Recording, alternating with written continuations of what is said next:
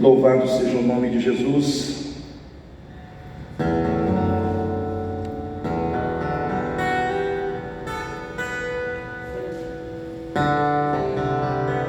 Queridos, essa semana Deus falou muito comigo na palavra.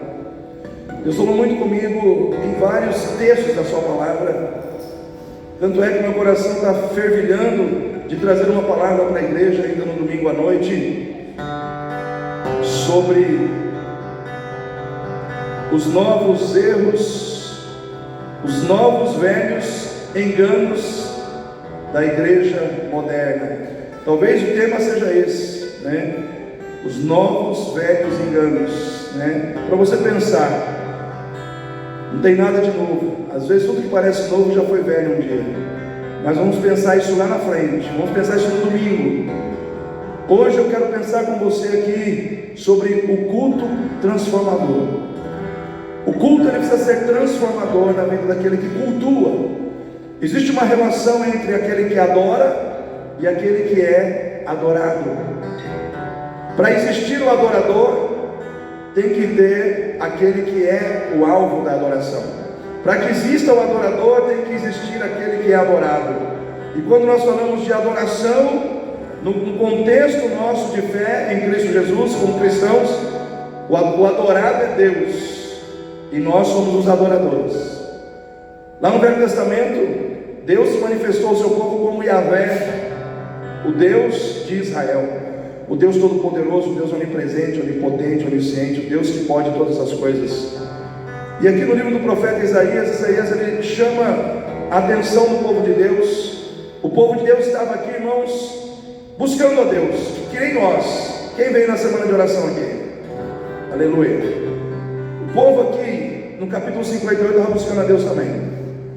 Nós buscamos a Deus com oração, nós buscamos a Deus com entrega, nós intensificamos um tempo maior de busca pelo Senhor. Aqui em Isaías 58 estava acontecendo isso. Era um jejum nacional, toda a nação se reuniu para buscar a Deus. Eles foram ao templo, rasgaram as suas vestes e ali se apresentaram com jejum, com oração diante de Deus por vários dias.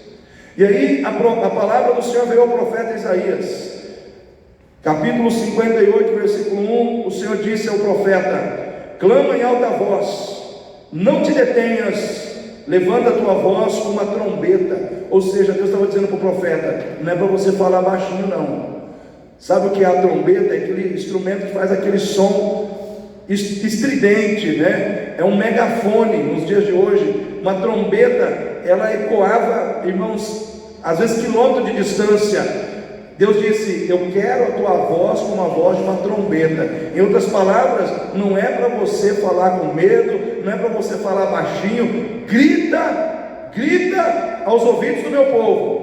Grita aos ouvidos do meu povo, levanta a tua voz como trombeta e anuncia ao meu povo a sua transgressão e a casa de Israel os seus pecados. Todavia, eles me procuram todos os dias, cada dia, como alguém que tem prazer em saber os meus caminhos, como um povo que pratica a justiça e não deixa o direito do seu Deus. Perguntam-me pelos direitos da justiça e tem prazer em se chegarem a Deus, dizendo: por que jejuamos? Por que, ó Deus, o Senhor não atenta para o nosso jejum? Por que afligimos as nossas almas e tu não sabes? Eis que no dia em que jejuais, achais o vosso próprio contentamento e requereis todo o vosso trabalho. Eis que para contendas e debates vocês jejuam, e para ferir com punho iníquo não jejueis como hoje, para fazer ouvir a sua voz no alto. Seria este o jejum que eu escolheria? Que o homem aflige a sua alma, incline a sua cabeça como um junco, estenda debaixo de si saco de cinza? Chamarias isto jejum e dia aprazível ao Senhor? Porventura o jejum que eu escolhi não é que soltes a ligadura da impiedade, desfaças as ataduras do jugo, deixe livres os oprimidos, despedaces todo o jugo? Porventura não é também que repartas o teu pão com o faminto, recolhas em casa os pobres, os abandonados, e quando vir o nu, você deve cobri-lo. Não te escondas da tua parentela, ou daquele que é da tua carne. Então romperá a tua luz como a alva, e a tua cura apressadamente brotará, e a tua justiça irá diante de ti, e a glória do Senhor será a tua retaguarda. Então clamarás, e o Senhor te responderá. Gritarás, e ele dirá: eis-me aqui. Se tirares do meio de ti o jugo, estender do dedo, falar iniquamente, se abrires a tua alma ao faminto, e fartares a alma aflita, então a tua luz nascerá nas trevas, e a tua escuridão será como o meio-dia. E o Senhor te guiará continuamente, e fartará a tua alma em lugares áridos, e fortificará os teus ossos, e serás como um jardim regado, e como um manancial, cujas águas nunca falham. Amém, igreja? Irmãos, o culto transformador, o povo estava buscando a Deus, o povo estava jejuando, o povo estava orando, mas Deus não estava respondendo. Sabe quando o povo ora, busca, jejua, e Deus está assim, de braços cruzados? Deus não estava respondendo. E muitas vezes, quando Deus não responde, o povo começa a ficar inquieto, o povo começa a ficar angustiado. Mas por que Deus não está respondendo? A gente está orando, a gente está jejuando, a gente está buscando. E por que Deus colocou essa palavra no meu coração hoje? Porque nós passamos por essa experiência durante uma semana.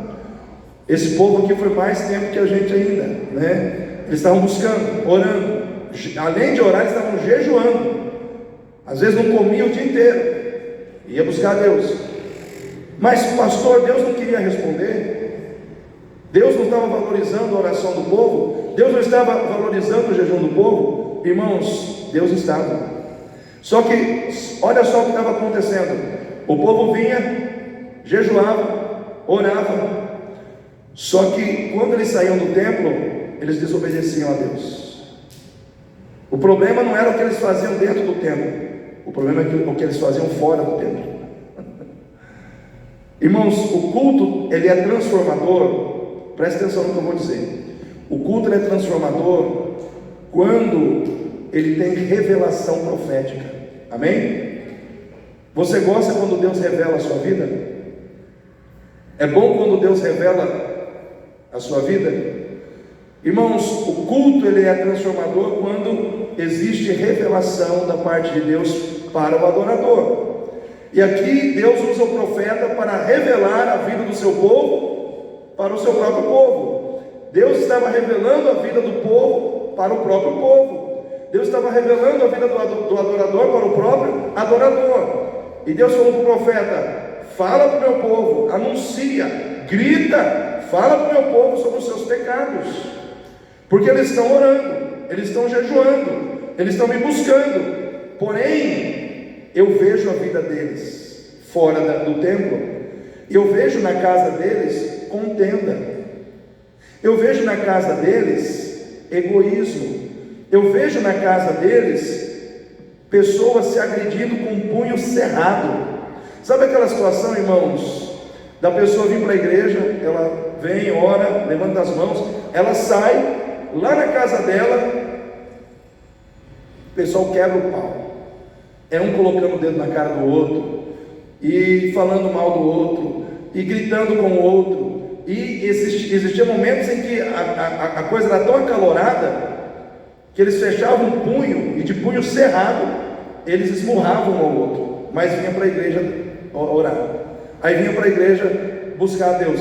Mas lá fora, contenda, briga, discórdia. Tudo que eles estavam fazendo aqui dentro era, como que eu vou dizer, invalidado pelo que eles faziam lá fora. Em outras palavras, o que eu quero dizer para os irmãos essa noite, mesmo porque eu não vou entrar a fundo nessa palavra, porque a minha intenção é orar para os irmãos, eu quero ser bem objetivo. O primeiro recado que Deus mandou entregar para você é o seguinte: não viva uma fé em Deus no templo vazia de obediência a Deus fora do templo. Não viva uma fé em Deus dentro do templo vazia de obediência fora do templo.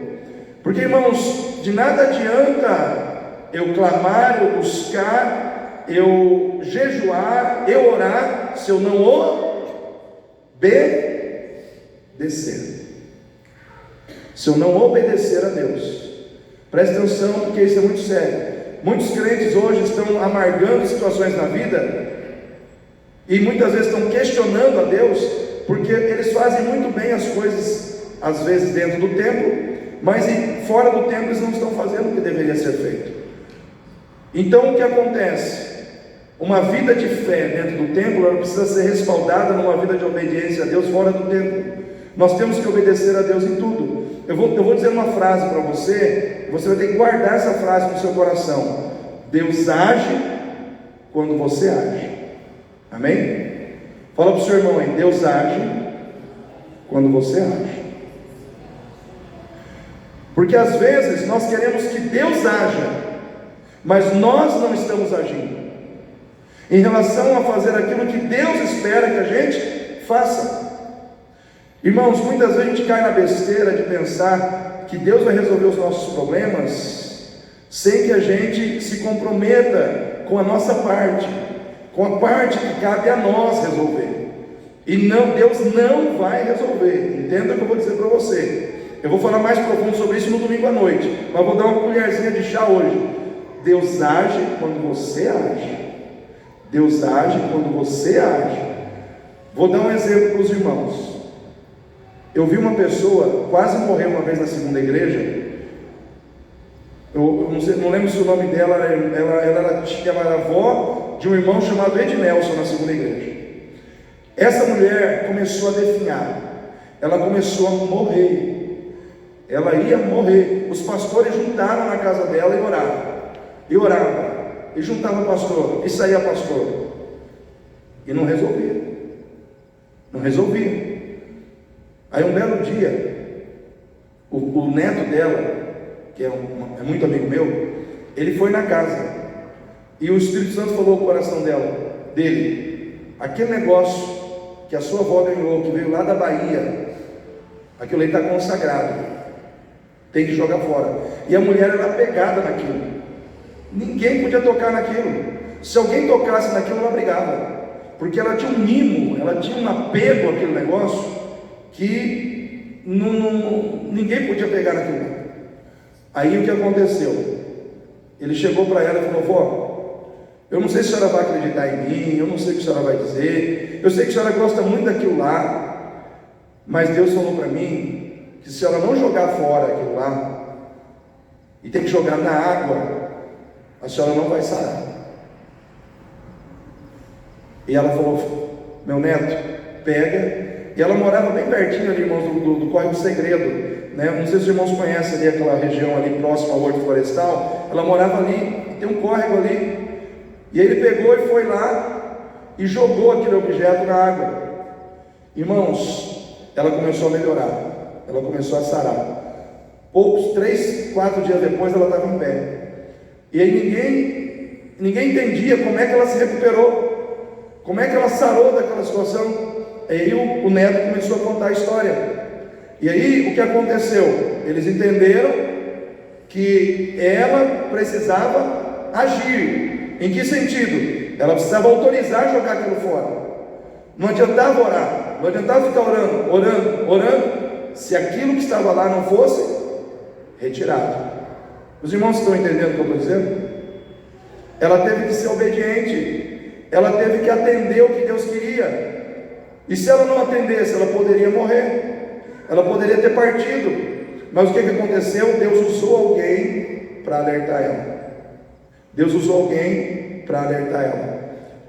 E eu quero dizer para você, querido, às vezes Deus tem que revelar a sua vida para você. Às vezes Deus tem que pegar a sua vida e esfregar a sua vida na sua cara. Desculpa a expressão. Deus tem que pegar a sua vida e colocar ela diante de você e dizer: ó, está vendo isso aqui? Você tem que agir. Se você não agir, eu não vou agir. Irmãos, quando Davi ele pecou com Batseba, quantos sabem da história de Davi com Batseba aqui? A palavra de Deus diz que Davi ele se enamorou dessa mulher que era casada, se apaixonou perdidamente por ela, e por causa dela e dessa paixão, Davi ele tramou para que o marido dela fosse colocado na frente da batalha, e para que o marido dela fosse morto, para que ele pudesse ficar com a mulher. Só que o que aconteceu? Começou então a tristeza no coração de Davi. A Bíblia diz que ele ficou triste, ele começou a ficar triste, ele começou a se tornar um homem amargo, um homem que não conseguia ter alegria, que não conseguia ter paz. Todo mundo que se aproximava dele dava coice, ele não conseguia mais ter paz no coração. Por quê? Porque ele fez algo que desagradou profundamente o coração de Deus. E aí aquela situação não se resolvia, até que Deus enviou um profeta. Aí o profeta chegou lá e contou uma história para Davi. Ó, o seguinte, tinha um homem no reino que ele tinha dois homens, um era rico e o outro era pobre. O rico, ele tinha muitas vacas, muitas ovelhas, e o outro lá, ele só tinha uma cordeira que ele criava nos seus braços. E aí, aquele homem que tinha muitas vacas, muitas ovelhas, certo dia ele recebeu uma visita, e ele, ao invés de pegar das suas ovelhas e das suas vacas, ele foi lá e pegou a única cordeira daquele pobre e matou aquela cordeira. O profeta estava falando com Davi em enigma, né? Ele não queria chegar para o Davi e falar de cara. Então ele usou esse enigma. E aí Davi, olha só a reação de Davi, irmãos. Davi ficou furioso. Quem é esse homem? É digno de morte. Me dá o endereço desse homem que nós vamos executar esse homem. O profeta falou: não, você não precisa fazer isso, porque esse homem é você. Quando você tomou a mulher de Urias, você tomou Batseba e tramou para matar Urias, você, Davi, é esse homem. Deus te abençoou, Deus te deu o trono de Saul, Deus te deu Israel, Deus te deu Judá, porém você agiu dessa maneira. O que aconteceu? Deus revelou a vida de Davi, irmãos? Deus revelou ou não revelou? Revelou. Agora eu pergunto para os irmãos: quando Deus revela a vida de alguém para a própria pessoa, é porque Deus quer humilhar aquela pessoa? É porque Deus quer destruir aquela pessoa? Hein, irmãos? Não, é porque Deus quer dar àquela pessoa a oportunidade de consertar as coisas, de mudar as situações da sua vida, porque o que ela está vivendo não é bom, não está no plano de Deus, não está no projeto de Deus. E aí Deus, ele usa alguém para dizer para aquela pessoa o que ela precisa fazer. Quando o profeta é chamado aqui, irmãos, para falar com Israel, Deus estava fazendo isso. Deus queria atender a oração do povo, Deus queria atender o clamor do povo, mas o povo precisava se arrepender dos seus pecados, ajustar as coisas com Deus. Irmão, sabe qual é o problema do povo de Deus muitas vezes? Como foi no Velho Testamento e é nos dias de hoje. Nós muitas vezes, por entendermos que somos o povo eleito, o povo da graça, nós relaxamos espiritualmente. Nós começamos a servir a Deus de qualquer jeito. Nós começamos a negligenciar, irmãos, a vontade de Deus na nossa vida, porque nós estamos debaixo da graça, porque o nosso Deus é o Deus da graça. E aí nós usamos a graça de Deus de maneira errada, como se fosse um pretexto para a gente pecar, um pretexto para a gente errar, porque Deus é o Deus da graça. Ele tem que me perdoar, porque Ele é um Deus da graça. E não é assim, irmãos. A graça é a maneira que Deus achou para te salvar, para te dar acesso ao reino, para fazer você caminhar com Ele.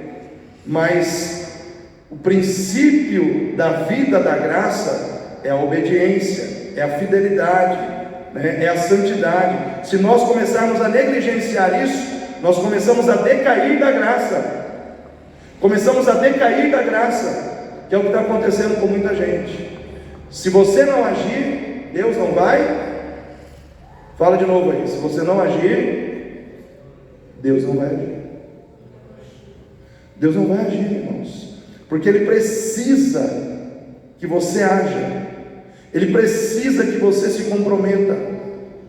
Vou dar um exemplo aqui relacionado à questão do dízimo. Por exemplo, você não está conseguindo entregar o seu dízimo. Aí você começa a passar problemas e dificuldades na sua vida. O inimigo se aproveita disso, porque é uma brecha de infidelidade na sua vida. E o inimigo começa a se aproveitar. Ele começa a trabalhar em cima da sua falta de fidelidade nessa área. E aí você começa a ir no buraco. Você começa a não dar certo em muitas coisas relacionadas à sua vida financeira, especificamente nessa área. Aí você pensa assim: Deus vai agir? Deus vai me socorrer? O que Deus vai fazer? Deus vai deixar o inimigo me matar, me afundar? Deus vai fazer o que ele fez nos 2 exemplos anteriores. Deus vai usar alguém para te avisar. Porque Deus é misericordioso, irmãos. Se você não consegue, se você está passando por dificuldades financeiras, você pode dizer: Deus, eu queria, mas eu não consigo, Senhor. Mas Deus espera que você confesse isso. Deus leva alguém, coloca alguém na tua vida e diz: peça perdão a Deus e faça um compromisso com Deus de quando você estiver bem, você vai fazer. Porque o que acontece nesse momento? Deus barra o inimigo. O inimigo estava te atacando. Naquele momento que você fez um compromisso com Deus, Deus fala: para tudo. Meu servo se humilhou, minha serva se humilhou. Ele fez um compromisso comigo. Então agora você não vai atacar mais ele. Aí Deus barra o inimigo na sua vida. Só que o inimigo, ele fica fungando, ele fica nervoso, ele fica irado. Por quê? Porque, irmãos, os irmãos não sabem o quanto o inimigo ele trabalha para tirar o seu poder financeiro, o quanto ele trabalha para tirar suas finanças, né? E aí o que acontece? Ele não consegue mais te atingir porque você tomou uma atitude. Você tem que dizer em alto e bom som: Senhor Deus, eu me comprometo com o Senhor. Você fez esse compromisso?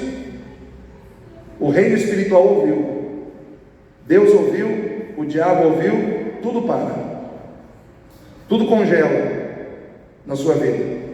Os ataques que o inimigo estava fazendo na sua vida nessa área para. Só que o inimigo, ele fica esperando aquele momento, quando você lá na frente estiver bem, e ele espera que você não cumpra o que você falou. Aí ele volta com muito mais força e te ataca. Porque, irmãos, no reino espiritual, Deus não age se você não agir. Não adianta você orar, não adianta você jejuar, se você não obedecer. Não adianta você orar, jejuar, se você não obedecer. Hoje nós queremos um cristianismo assim, que a gente não precisa obedecer, aonde a gente faz o que a gente quer, quando a gente quer, do jeito que a gente quer, e Deus tem que nos abençoar. Deus não age assim, irmãos. O reino espiritual, ele é ético, né? Existe uma ética entre Deus e Satanás. Essa ética, ela funciona desde o início da criação. Satanás, ele vem e tenta fazer você desobedecer a Deus. Se você desobedece, você dá a Satanás a oportunidade de ele agir na tua vida.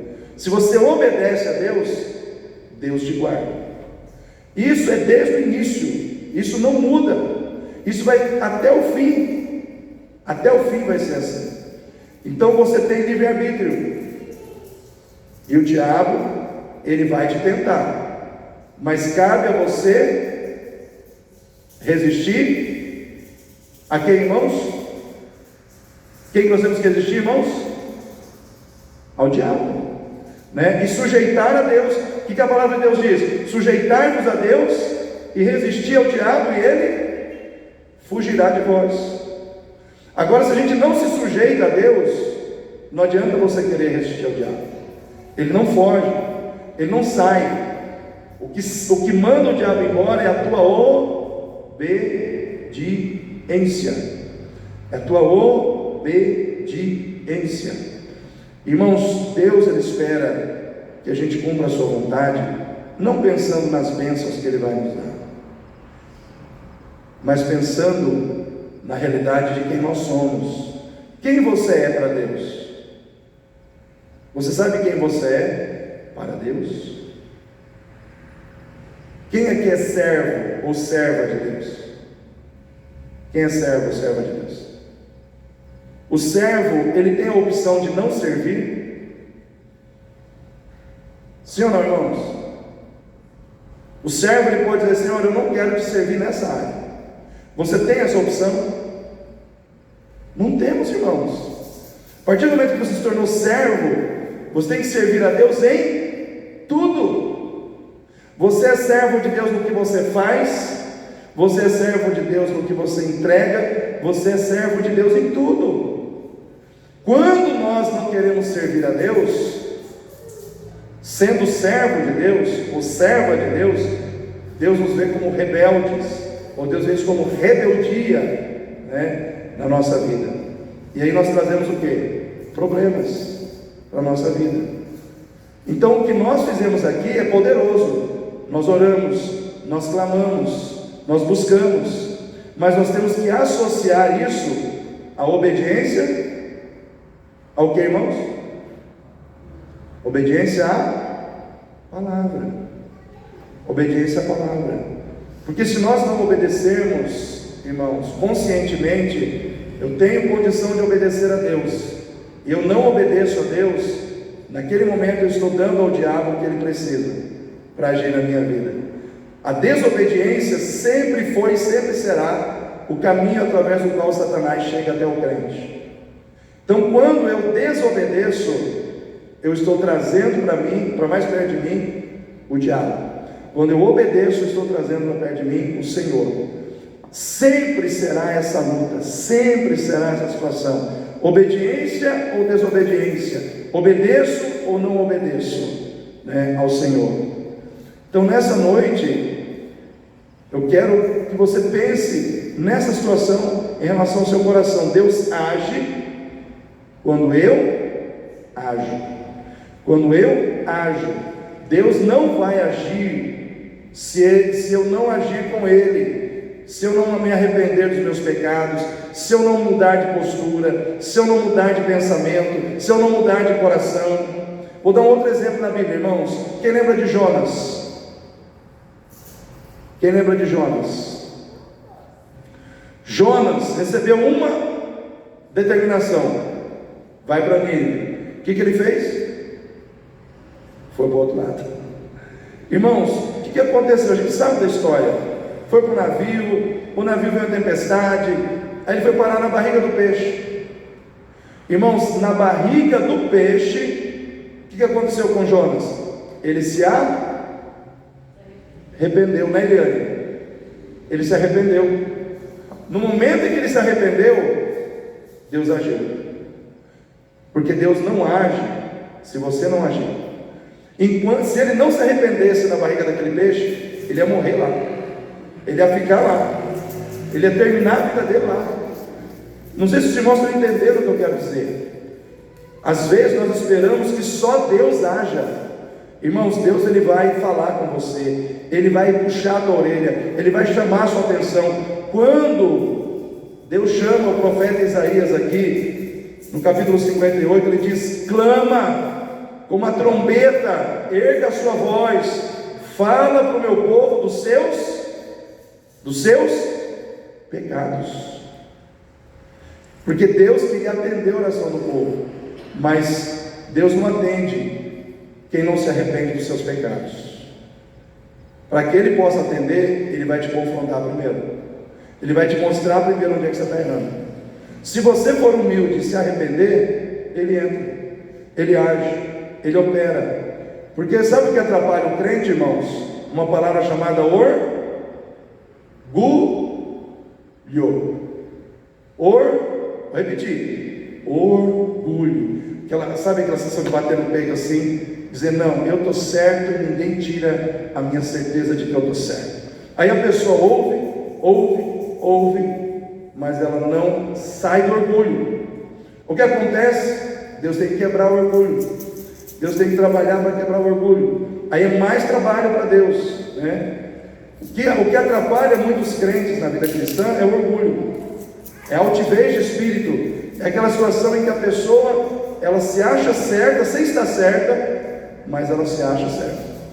Aí o que acontece? Ela não muda, ela não se abre para a mudança, não é uma pessoa ensinável, né? Não é uma pessoa que está disposto a aprender, a abrir o coração para aprender. Irmãos, dentro dessa igreja, eu falo isso, porque eu sou pastor dessa igreja há quase 20 anos.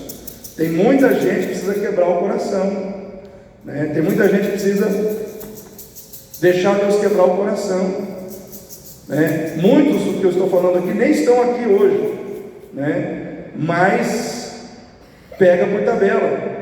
Irmãos, essa semana não foi fácil para mim não, porque eu entrei em batalhas de muitas pessoas, e o inimigo veio contra mim, né? Teve madrugadas que eu tive que orar, teve noites que eu tive que orar em função de pessoas, de vidas, de situações.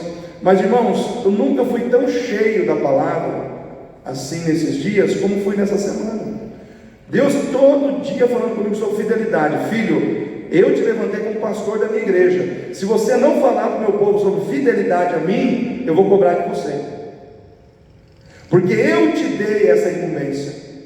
Se o meu povo está errando, está falhando, e você não instruir, eu vou cobrar de você.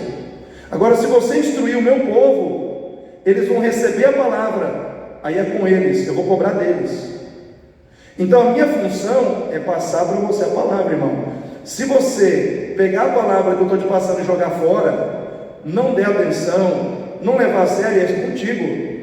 Eu estou tirando dos meus ombros um peso, estou colocando no seu. Eu estou tirando das minhas costas um peso e estou passando para você.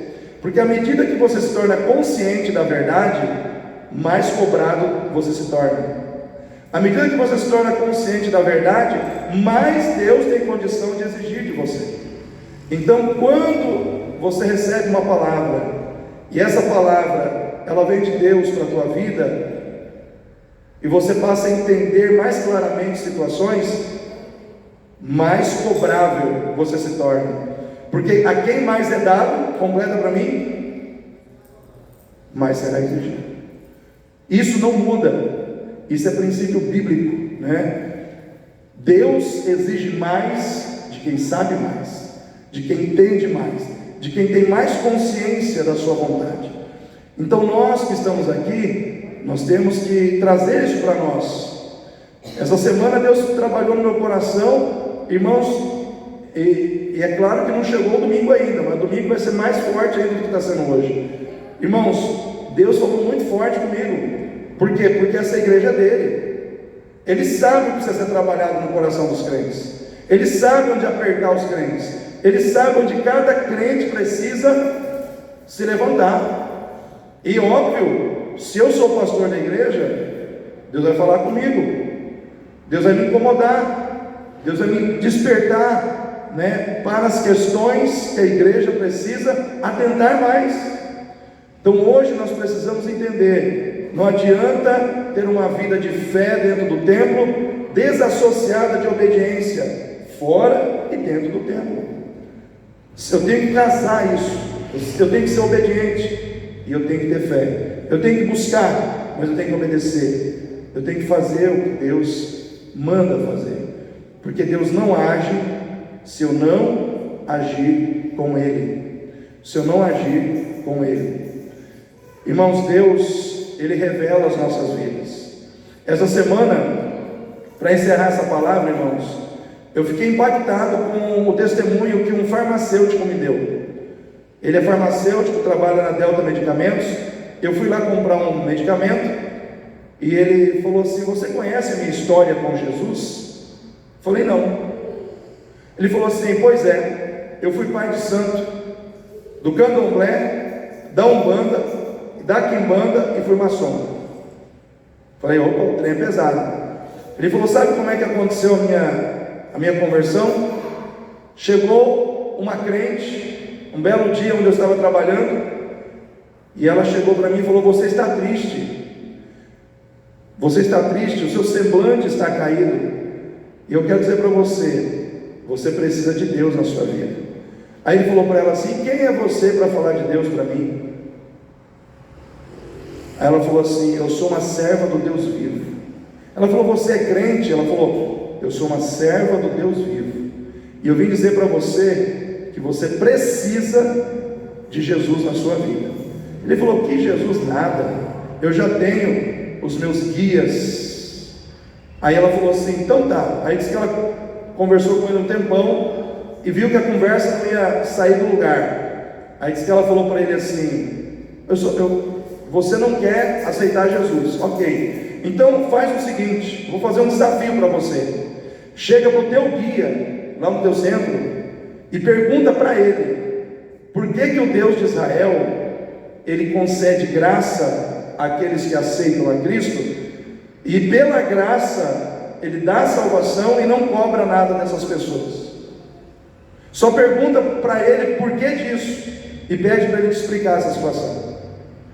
Aí diz que ele foi para o centro, ele era o dono do centro, ele era o pai de santo do centro. Ele chegou no centro e aí diz que a entidade que ele servia já baixou numa mulher lá, falou assim: eu vi você lá conversando com aquela que serve aquele, e eu vi você lá, e eu quis tocar na vida dela, mas havia um círculo na vida dela que não me deixou chegar perto dela, mas eu vi que você conversou com ela. Aí ele falou: então você viu? Então eu vou te fazer a pergunta, você já sabe qual é a pergunta que ela mandou fazer para você, então eu vou te fazer: por que o Deus de Israel, ele não me cobra como você me cobra? Porque você me faz fazer isso? Porque quem está no espiritismo, assim, irmãos, na Umbanda, tem que fazer um monte de ritual e tal, e a entidade cobra. Ele falou, aí o demônio deu uma risada, falou: porque ele é trouxa, eu cobro porque eu não sou trouxa. Aí ele falou assim: a partir de hoje eu não te sirvo mais, a partir de hoje eu sirvo a Jesus Cristo. E aí diz que a entidade começou a jogar os bancos começaram a voar dentro do centro espírita, flutuar no ar assim, e vir na direção dele. Ele só desviava, mas nenhum banco o atingiu. Aí diz que a entidade falou para ele assim: vai, some daqui, vai e faz bem certinho, hein? Porque se você pisar na bola, eu entro na tua vida com mais 7 e destruo a sua vida por completo. Aí ele falou assim: pois bem, já que você me disse isso, é agora que eu vou servir a Cristo de verdade. Aí diz que ele foi, entrou numa Assembleia de Deus que ficava próximo, e entrando na Assembleia de Deus, ele acha a mulher que foi lá evangelizar ele. Falou assim: mas você aqui me perseguindo? Ela falou: não, eu não estou te perseguindo, Deus já tinha me revelado que você estaria aqui hoje. Deus já havia me mostrado, porque eu sou serva do Deus vivo, e Ele me mostrou que você viria a esta igreja hoje, e eu estou aqui para te ajudar a viver em Cristo Jesus. E ele falou assim: eu encontrei essa mulher na igreja, e eu casei com essa mulher, ela é minha esposa.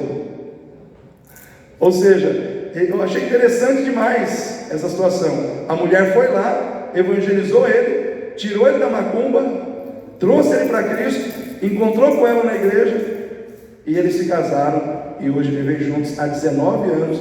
Ele falou: mas é 19 anos de luta, porque eu fiz muitos pactos. É 19 anos de luta contra o diabo, mais 19 anos servindo a Deus. Eu fiquei impactado, irmãos, com essa história, né? Como que Deus, Ele é tremendo. Ele vai, Ele busca, Ele trabalha para trazer para Ele aqueles a quem Ele quer salvar. Eu quero encerrar essa palavra com esse testemunho. Eu quero pedir para você ficar em pé, e aqueles que vieram orar, venham aqui à frente.